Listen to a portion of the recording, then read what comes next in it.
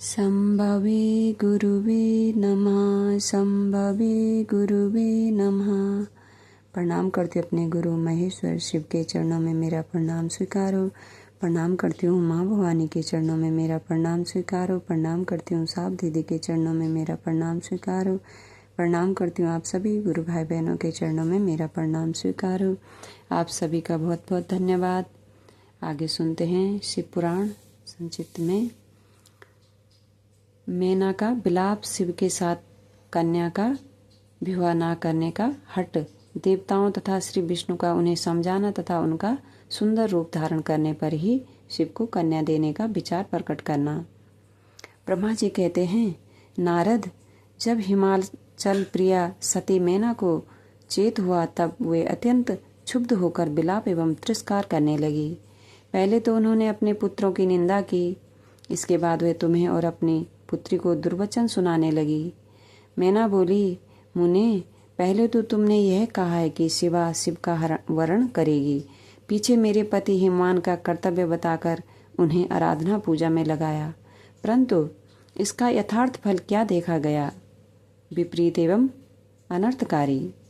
दुर्बुद्धि देवर्ष से तुमने मुझ अधम नारी को सब तरह से ठग लिया। फिर मेरी बेटी ने ऐसा तप किया जो मुनियों के लिए भी दुष्कर है। उसकी उस तपस्या का यह फल मिला जो देखने वालों को भी दुख में डालता है। हाय, मैं क्या करूं? कहाँ जाऊं? कौन मेरे दुख को दूर करेगा? मेरा कुल आदि नष्ट हो गया, मेरे जीवन का भी नाश हो गया। कहाँ गए वो दिव्य ऋषि? पाऊं तो मैं उनकी दाढ़ी मूछ नोच लूं। वशिष्ठ की वह तपस्विनी पत्नी भी बड़ी धूर्ता है। वह स्वयं इस विवाह के लिए अगवा बनकर आई थी। ना जाने किन किन के अपराध से इस समय मेरा सब कुछ लूट गया। ऐसा कहकर मैना अपनी पुत्री शिवा की ओर देखकर उन्हें कटु वचन सुनाने लगी। अरे दुष्ट लड़की, तूने यह कौन सा कर्म किया जो मेरे लिए दुखदायक सिद्ध हुआ? तुझ दुष्टा ने स्वयं ही सोना देकर कांच खरीदा है, चंदन छोड़कर अपने अंगों में कीचड़ का ढेर पोत लिया। हाय हाय, हंस को उड़ाकर तूने पिंजड़े में कौवा पाल लिया, गंगा जल पिया, प्रकाश पाने की इच्छा से सूर्य को छोड़कर यत्नपूर्वक जुगनू को पकड़ा, चावल छोड़कर भूसी खा ली, घी फेंककर मोम के तेल का आदरपूर्वक भोग लगाया, सिंह का आश्रय छोड़कर सियार का सेवन किया, ब्रह्म विद्या छोड़कर कुत्सित गाथा का श्रवण किया।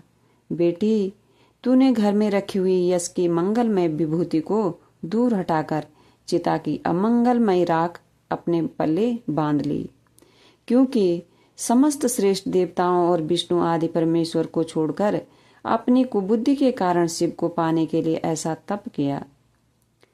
तुझको, तेरी बुद्धि को, तेरे रूप को और तेरे चरित्र को भी बारंबार धिक्कार है। तुझे तपस्या का उपदेश देने वाले नारद को तथा तेरी सहायता करने वाली दोनों सखियों को भी धिक्कार है। बेटी, हम दोनों माता पिता को भी धिक्कार है जिन्होंने तुझे जन्म दिया। नारद, तुम्हारी बुद्धि को भी धिक्कार है। सुबुद्धि देने वाले उन सप्तऋषियों को भी धिक्कार है। तुम्हारे कुल को धिक्कार है। तुम्हारी क्रिया दक्षता को भी धिक्कार है तथा तुमने जो कुछ किया उस सब को धिक्कार है। तुमने तो मेरा घर ही जला दिया, यह तो मेरा मरण ही है। ये पर्वतों के राजा आज मेरे निकट न आए, सप्तऋषि लोग स्वयं मुझे अपना मुंह न दिखाएं। इन सब ने मिलकर क्या साधा? मेरे कुल का नाश करा दिया। हाय, मैं बांझ क्यों नहीं, मेरा गर्भ क्यों नहीं गल गया? मैं अथवा मेरी पुत्री ही क्यों नहीं मर गई? अथवा राक्षस आदि ने भी आकाश में ले जाकर इसे क्यों नहीं खा डाला? पार्वती, आज मैं तेरा सिर काट डालूंगी, परंतु ये शरीर के टुकड़े लेकर क्या करूंगी? हाय हाय, तुझे छोड़कर कहाँ चली जाऊं? मेरा तो जीवन ही नष्ट हो गया। ब्रह्मा जी कहते हैं, नारद, यह कहकर मैना मूर्छित पृथ्वी पर गिर पड़ी। शोक रोष आदि से व्याकुल होने के कारण वे पति के समीप नहीं गई। देवऋषि उस समय सब देवता क्रमशः उनके निकट गए। सबसे पहले मैं पहुंचा। मुनि श्रेष्ठ, मुझे देखकर तुम स्वयं मैना से बोले। नारद ने कहा, पतिव्रते, तुम्हें पता नहीं है, वास्तव में भगवान शिव का रूप बड़ा सुंदर है। उन्होंने लीला से ऐसा रूप धारण कर लिया है, यह उनका यथार्थ रूप नहीं है। इसलिए तुम क्रोध छोड़कर स्वस्थ हो जाओ, हठ छोड़कर विवाह का कार्य करो और अपनी शिवा का हाथ शिव के हाथों में दे दो। तुम्हारी यह बात सुनकर मैना तुमसे बोली, उठो यहाँ से दूर चले जाओ, उठो यहाँ से दूर चले जाओ, तुम दुष्टों और अधमों के शिरोमणि हो। मैना का ऐसा कहने पर मेरे साथ इंद्र आदि सब देवता एवं दिक्पाल क्रमशः आकर यूं बोले, पितरों की कन्या मैंने, तुम हमारे वचनों को प्रसन्नता पूर्वक सुनो। ये शिव निश्चय ही सबसे उत्कृष्ट देवता हैं और सबको उत्तम सुख देने वाले हैं। आपकी पुत्री के अत्यंत दुस्सह तप को देखकर इन भक्त वत्सल प्रभु ने कृपा पूर्वक उन्हें दर्शन और श्रेष्ठ वर दिया था। यह सुनकर मैना ने देवताओं से बारंबार अत्यंत विलाप करके कहा, शिव का रूप बड़ा भयंकर है, मैं उन्हें अपनी पुत्री नहीं दूंगी। आप सब देवता प्रपंच करके क्यों मेरी इस कन्या के उत्कृष्ट रूप को व्यर्थ करने के लिए उदित हैं।